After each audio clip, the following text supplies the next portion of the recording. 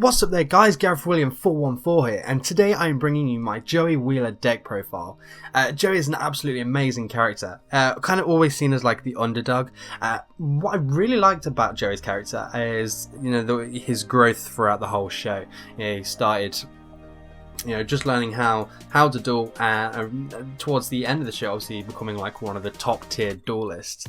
The way I've built Joey's deck is pretty much the same way that I've built like the Yugi and Kaiba decks. So, he used a lot of cards throughout the show. Obviously the deck's gonna be too big if if I include all the cards. So there's definitely gonna be variations, like obviously I will do with Yugi and Kaiba's. So don't forget to leave a comment in the section below. Let me know your thoughts on the deck. You can also head over to my channel to see obviously the other deck profiles. I've got character deck duels on there as well, and Yu-Gi-Oh openings. Let's also see if we can get this video to 25 likes. If we can, that'd be absolutely amazing. And with that said, I'm going to start with none other than Joey's Red Eyes Black Dragon. He got this from Rex Raptor in Duelist Kingdom, sorry. And I absolutely love the artwork on this card. I'm just going to admire this for a second. It's a 7-star monster, sorry, with 2,400 attack. His next monster is definitely his strongest. It's Guilford the Lightning. This guy has 2,800 attack for an 8-star monster. His effect is that you can tribute 3 monsters instead of 2. If you do, you destroy all monsters your opponent controls, which is absolutely devastating effect. His next card is Maximum 6. It's a 6-star monster with 1,900 attack. His effect is when this card is tribute summoned, you roll a 6-sided die, and this card gains attack equal to the result times 200, which is absolutely insane. His next monster, I think, is probably he's definitely his best monster. It could possibly also be the best card in his deck. It's Jinzo, 6-star monster with 2,400 attack. His effect is trap cards and their effect on the field cannot be activated. Negate all trap card effects on the field, which is absolutely amazing. If you're playing against this deck and your opponent drops Jinzo, you are absolutely screwed if you can't get over him. Next up, we have the classic Alligator Sword, 4-star monster for 1,500 attack. I was going to attempt his Brooklyn accent then, but I'm not. Then we have Gearfried the Iron Knight, Axe Raider. Another classic monster. I think this debuted in Battle City. The beast that is Panther Warrior. 4-star monster, 2,000 attack. His effect is this card cannot declare an attack unless you tribute 1 monster. So what Joey would do is he'd use it in combination with Scapegoat. So he'd tribute these Scapegoat tokens in order for Panther Warrior to attack. His next monster is Goblin Attack Force. This card is a tank, 4-star monster, 2,300 attack. His effect is very much like Spear Dragon in Kaiba's deck. If this card attacks, it's changed to defense position at the end of the battle phase. However, the difference in this one is obviously this card doesn't have piercing, and as well, its battle position cannot be changed until the end phase of your next turn. So be very careful when you use that. Then we've got the Blue Flame Swordsman. Good old Rocket Warrior. Little Wing God. I think he was called like Tiny Guardian in the show. Correct me if I'm wrong, leave me a comment.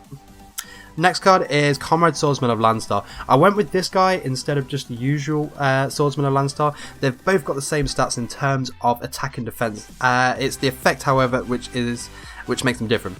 All warrior type monsters you control gain 400 attack, so that just edged it for me for this guy. Then we have Fiber Jar, which is basically just a bit of a game restarter. You flip it and each player shuffles all cards from their hand, field and graveyard into their deck, then draw 5 new cards. And we've got Marauding Captain.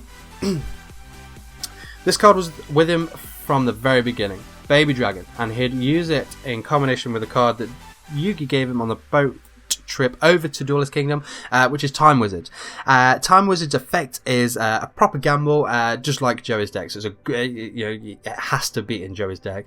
The effect is toss a coin and call heads or tails. If you call it right, your opponent's monsters on the field are destroyed. However, if you call it wrong, your own monsters on the field are destroyed and you lose life points equal to half the total attack of the destroyed monsters.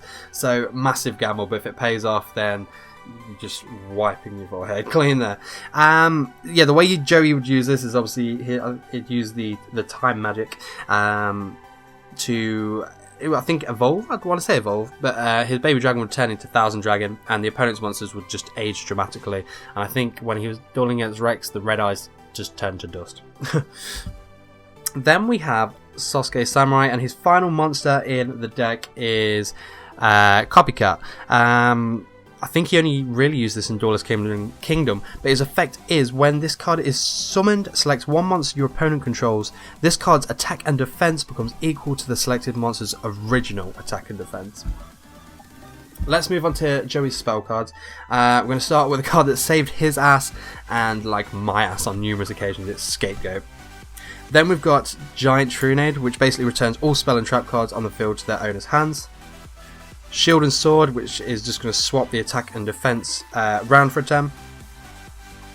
Lightning Blade. This equip card, equipped to a warrior type monster, increases the attack by 800 points. It decreases the attack of all water monsters on the field by 500 points. Thanks to Dragons of Legend 2, this next card we finally got is Roulette Spider. I really love the artwork on that. I love the comic effect on it. Basically, you roll a 6-sided dice. I'm just going to show you the effects on here. Hopefully this will... There we go. So if you just want to read through that quickly. Basically, you're just going to roll a 6-sided dice and you apply the result there. His next spell card is Question. Basically, with Question, what you do, without your opponent checking your grave, they've got to call their bottom monster on your graveyard. If they call it right, that monster is removed from play. If they call it wrong, you get to special summon that monster onto the field in attack or defense position. Then we've got the Warrior Returning Alive. You can target one warrior type monster in your graveyard and add that target to your hand. Then Reinforcement of the Army. You add one level 4 or lower warrior type monster from your deck to your hand. Then we have the staples. So you've got Monster Reborn, Pot of Greed, and Polymerization, which you're going to be using instead of Time Magic. His next card is very much like Roulette Spider. It's Dangerous Machine Type 6. Again, another card that's got really cool artwork. The way it's the same as Roulette Spider is you basically roll a 6-sided die, and there's what's going to happen. Awesome. Then we've got Foolish Burial, and the last of his spell cards is a bit of a combination, really. So you've got Graceful Dice and School Dice. So basically what happens is you roll a 6-sided die, and if it's Graceful Dice, all attack and defense points are raised by whatever you roll. School Dice, all your opponent's monsters are decreased by whatever you roll. Then we've got a classic trap card here from Joey. It's Kunai with Chain. I really like this card. So you choose one or both of these effects. You can activate only when your opponent's monster attacks and change the attacking monster to defense position. And you can or use equip this card to a monster you control and it gains 500 attacks. It's a really good trap card there. Then we've got Magical Arm Shield. This next trap card I think is his best trap card. Extremely annoying if you are playing against it, but man, this card, if you're using it, it can just save the duel for you. Basically what it does is when your opponent's monster declares an attack, you toss a coin and call it. If you call it right, the attacking monster attack becomes 0 until the end of the battle phase. During each of your standby phases, you pay 500 life points or you destroy the card. And sometimes that 500 points you're paying there is absolutely worth it. Then we've got Blast with Chain, Bottomless Trap Hole, Drop Off, Nutrient Z, and his final trap card we've got in here, and another card that I really love the artwork on. I love a lot of the artwork in Joey's deck. It's Grave Robber. So I was just admiring and forgot to tell you what the name of the card was. Basically, what this card does is you take one magic card from your opponent's graveyard and you activate it. The card here says you take 2,000 points of direct damage. We've errated it in character deck duels, which I'm sure a lot of people do as well, that you don't pay that cost. Basically, for me, I think it just makes it real to the anime. Onto his extra deck now. So we've got Thousand Dragon, Alligator Sword, and the final monster I've got here, I don't actually run the fusion materials. I've got it plainly in here for nostalgia. It is Joey's Flame Swordman.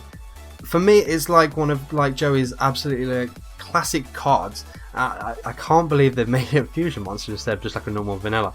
So I've got it in there playing just for nostalgia reasons. I can't speak, I do apologise. Final cards I've got in here are Joey's, well, 4 scapegoat tokens. I think it just completes it. And they look awesome. Thank you, Joey's World Legendary Collection.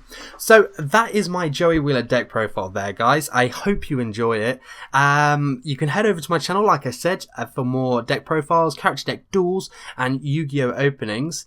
So don't forget to like, comment, and subscribe for more content. Until next time, guys, take care. Thank you very much for watching.